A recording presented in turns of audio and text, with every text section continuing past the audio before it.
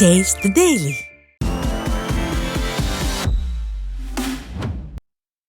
கடலூர் மாவட்டத்தில் நடந்த குறைதீர்ப்பு முகாமில் கொடுத்த மனு காணாமல் போனதால் கண்டுபிடித்து நடவடிக்கை எடுக்குமாறு ஆட்சியர் அலுவலகத்தில் இளைஞர் மனு கொடுத்துள்ளார். நடுப்பிள்ளையார் குப்பத்தைச் சேர்ந்த தினகரன் கடந்த மாதம் காடாம்புளியூரில் நடைபெற்ற குறைதீர்ப்பு முகாமில் அரசு வீடு ஒதுக்கீடு கோரி மனு அளித்தார்.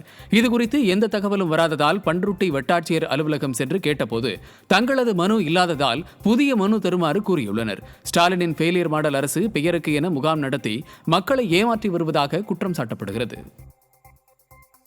ஸ்டாலினின் ஃபெயிலியர் மாடலை கண்டித்து ஆளும் திமுகவின் தொழிற்சங்கமே போராட்டத்தில் குதித்தது.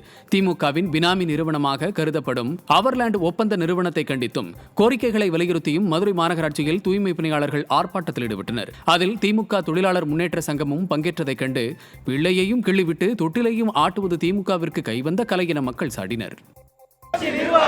கண்டிக்கின்றோம் கண்டிக்கின்றோம் கண்டிக்கின்றோம் கண்டிக்கின்றோம் கண்டிக்கின்றோம் கண்டிக்கின்றோம் கண்டிக்கின்றோம் கண்டிக்கின்றோம் கண்டிக்கின்றோம் கண்டிக்கின்றோம் கண்டிக்கின்றோம் கண்டிக்கின்றோம் கண்டிக்கின்றோம் கண்டிக்கின்றோம் கண்டிக்கின்றோம்